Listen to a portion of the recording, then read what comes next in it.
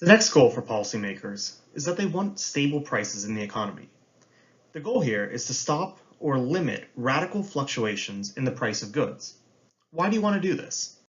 Well, fluctuations in the price of goods add uncertainty to an already uncertain system. When there's a lot of fluctuation in the price of goods, investors tend to be very shy about this, and it decreases investing in the economy. This is also related to individual consumption behavior.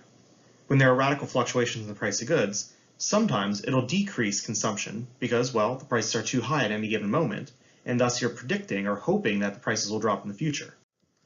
Or it increases consumption when the prices drop really low. But you're not certain how long those prices will stay low, so you want to buy now. To do this, we need to limit inflation. Inflation is an increase in the cost of goods and services. We think about inflation through use of the Consumer Price Index, or basically the average change in the price of goods or services. Think about it this way. You go to the grocery store and you have your shopping basket in front of you. What's all going in it? All your food, all your necessities, etc. You take that up to the register and they total it up for you, and that's essentially how much your market basket costs. But that's the price today. If you went shopping a year from now, or even 5 years from now, well, the price of goods increases over time. So if you bought the exact same basket of goods, how much would it cost 1 year or 5 years from now? Inflation, thus, is that change from the basket of goods now to the basket of goods in the future. The goal with having stable prices and limiting inflation or keeping inflation low is to make sure that your money in the future isn't worth too much more or too much less in some cases than you're holding today. If you want to think about it on a personal level, high inflation can make your life very hard in the future, as your dollar just doesn't go as far. It doesn't buy as much. The next goal of economic policy is the idea that we want a positive balance of trade. We think about trade as the idea of exports versus imports. Basically, what we're making versus what we don't and we have to bring in. Thus, for a positive balance of trade, we want to export more than we input. Basically, you want to sell more than you buy. So if we want to export more than we import, well, we need to understand what we're actually selling and what we're buying.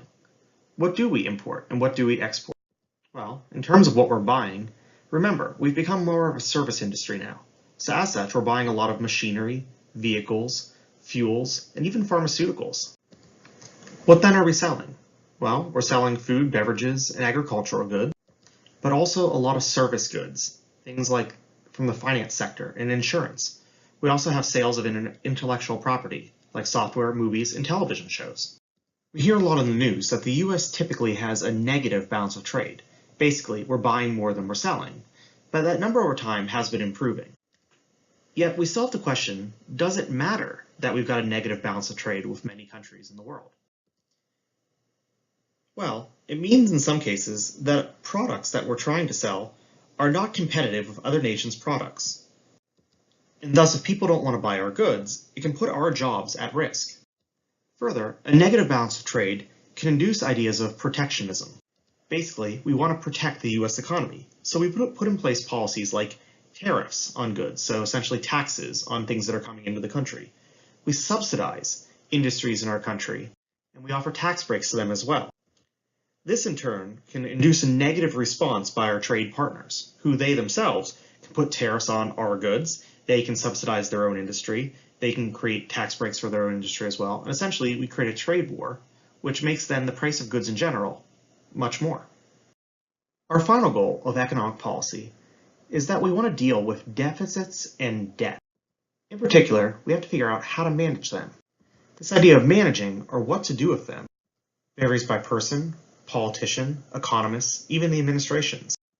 Do we want to keep debt and deficits low? Can we let them grow? Or do we even want to try to eliminate them? To understand this final policy goal, you need to understand two key concepts here: deficit and debt.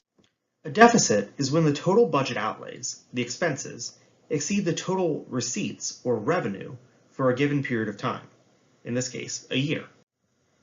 Basically, it's the idea that when your expenses exceed your revenue, you're in a deficit. An easy way to think about this is paying your bill for college. Were you able to finance your tuition all on your own? Or Did you have to take out a student loan to cover any gaps in between what you could pay and what you couldn't? This difference between the two, effectively then, is the deficit. Debt then is highly related to deficits in that debt is the cumulative amount of deficits over time. Basically, it's the total amount owed. At graduation, you'll tabulate up the deficits or how much student loans you took out over the course of your academic career, and that total thus is how much you owe. That is your debt. In U.S. economic policymaking, these two key concepts are highly political and highly contentious, as politicians from both sides of the aisle are concerned with the idea of the deficit, as well as paying down the overall debt that the United States has. So do deficits and the debt actually matter for the United States? For most Americans, the idea of deficits and debt tend to be abstract ideas. We don't really think about them. Yet they have implications for your individual living.